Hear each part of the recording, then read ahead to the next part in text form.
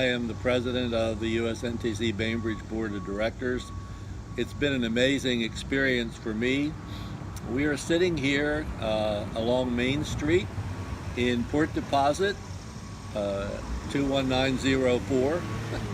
If you look sort of behind or slightly to my right, that is the facade of the building of the museum. It is a beautiful building in itself.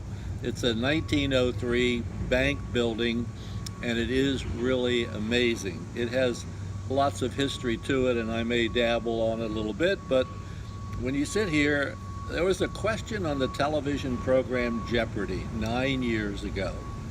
And the question was, what was the smallest town in the Western Hemisphere? The answer was Port Deposit, because when I look straight out at the post office, just behind it is the Susquehanna River. It's one of the 5 rivers that form the peak of the Chesapeake Bay. When I look behind the museum, you can't probably see it very well here, but there's a solid wall of the best granite ever quarried in the world so far. And this granite was used, it's been used for the Washington Monument, for a lot of monuments in DC. The granite's been used for tunnels underneath the Baltimore Harbor. And when you go to New York City, go through the toll booth and look up, every bit of that granite in the Lincoln Tunnel was quarried from this town. It is remarkable. It is full of beautiful architectural structures. Unfortunately, in many ways, they sit here, many of them empty, just waiting for something to happen. And up beyond the granite behind us is 2,000 acres that, as of 1939, would be called Bainbridge, United States Naval Training Center, Bainbridge. Bainbridge comes from Commodore Bainbridge, who actually, obviously by the title, was in the U.S. Navy in the latter part of the 1800s. And since that time, there's never been a time when in the United States naval history that there has not been a ship that bears the name Bainbridge. So when you hear those words today, the USS Bainbridge, which is, by the way, based in Norfolk, Virginia, is a 2004 stealth Arleigh Burke class missile carrier, and it has just come back from a 7-month deployment in the Mediterranean. But previous to that, it was on duty in the Indian Ocean fighting pirates.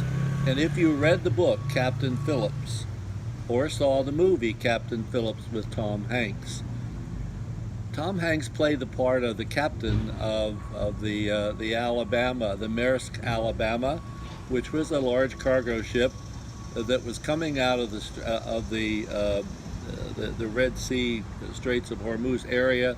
When it was attacked by pirates, he was actually captured. And it's wonderful that we can sit here and talk about this stuff. Unfortunately, the Navy SEALs rescued him and the ship from the pirates of the Indian Ocean. And so, but what they don't tell you, of course, is that the ship on which the SEALs were transported was the USS Bainbridge. And it's amazing. This base was purchased for almost, I think, $1.9 million. And it was purchased in 1930, late 38, early 39, because at the time, smarter people knew that World War II had to be coming. And the Navy, some people in the Navy were also smart enough to realize that if you look at the naval training bases, San Diego was one and Great Lakes the other. But the bulk of the population lived on the East Coast, and there was nothing here to do that training. So we kind of jokingly look across the Susquehanna and to the other 4 rivers. So you have the Susquehanna, the Northeast, the Bohemia, the sassafras, the elk. And if I look diagonally across from where I'm sitting, across the Susquehanna, just a little beyond that lies Aberdeen Proving Ground, which was established in 1917. It is the primary base where all military shells are tested. But it sits on 80,000, if you combine it with former Edgewood, it sits on 80,000 acres of Chesapeake Bay waterfront. So in late 38, early 39, the U.S. government and the Navy was pushing, you had to have some base. So up behind us, about 900 feet, I guess, above the granite, would become USNTC Bainbridge. Yes, I know, 900 feet above the Susquehanna River. And through those gates, they bought the old Tome School and acreage around it. They built a pier just beyond Rebecca and I sitting here, the Navy Pier, which is still there. It still functions, obviously not for the Navy, or at least not yet. We're hoping, but for visits. Somebody asked me once, what would I like to see happen? I can tell you what I'd like to see happen before I pass away.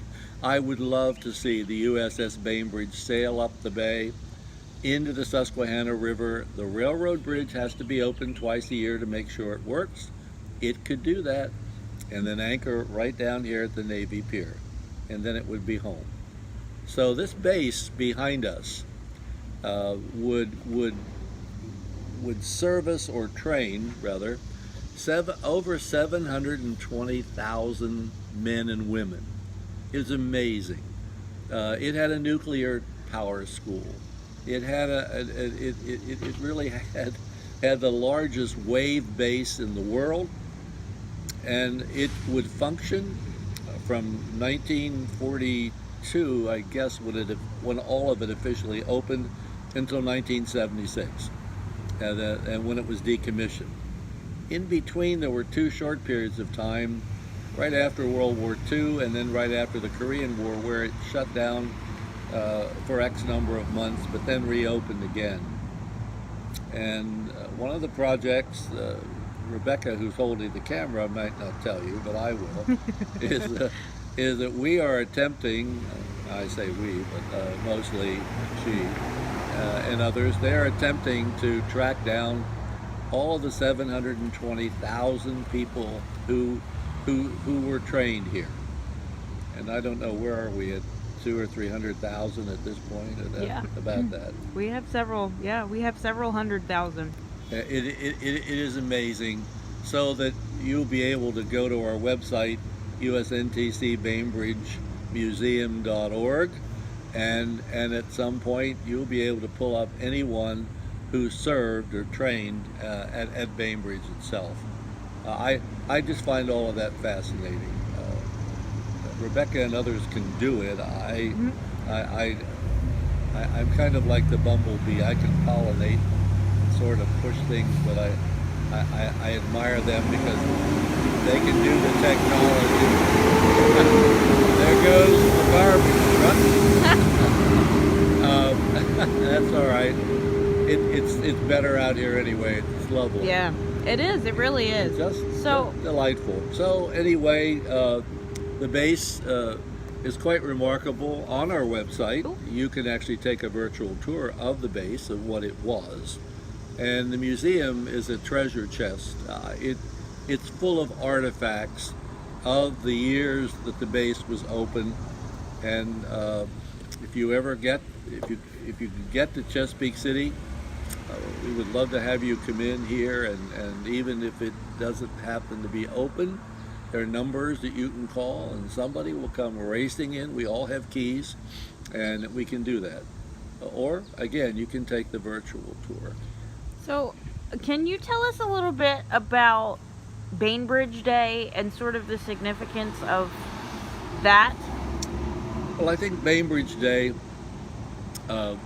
is really a celebration of all of those 720,000 recruits, trainees, who who in many cases gave their lives for this country, certainly gave their time, and the families that supported them, and the families that were really left when they were not around. And so it is our tribute to them, the men and the women who trained here, and truthfully also to a degree to the civilian employees who I mean, this place provided a tremendous number of jobs, livelihood for people. So I think those, I mean, other than the, you know, the Navy, direct Navy connection to it, we've been very lucky in the last couple of years. We've gotten the U.S. Navy band to come here. We're growing at it, but the significance of it is to take a look at what Bainbridge has contributed. I mentioned it was a 1,000-bed hospital, trained an awful lot of people for the medical corps.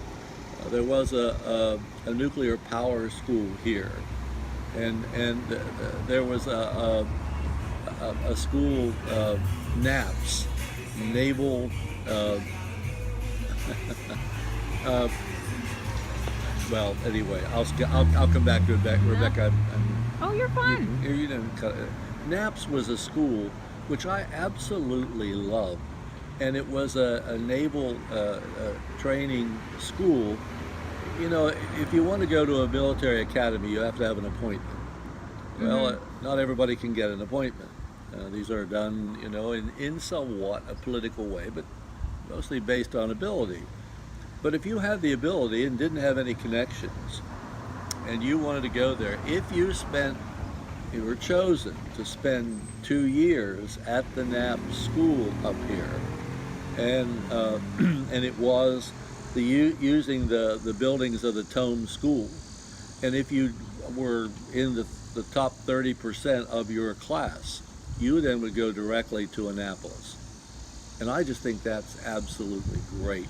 I don't think most people ever realize that. Wow, no, I didn't. But the NAPS school, when Bainbridge closed, decommissioned in 1976, that left it, and to this day there's only one NAPS school, and that's in Groton, Connecticut. There's a Coast Guard Academy, there's the submarine base, and that's the only place left where you could do something like that. But That's incredible. Wow. It is. It is remarkable.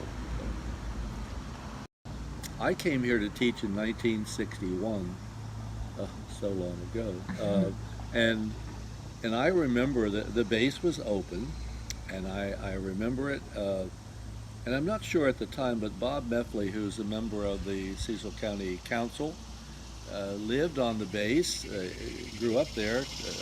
His father was, I think, the assistant commander of the base, so he can verify this. I'm not making it up, but the county school, there were no schools on the base, so the county schools were the recipients of an awful lot of families who lived on the base, who had children, and so the Navy paid the county school system a certain amount of money per student.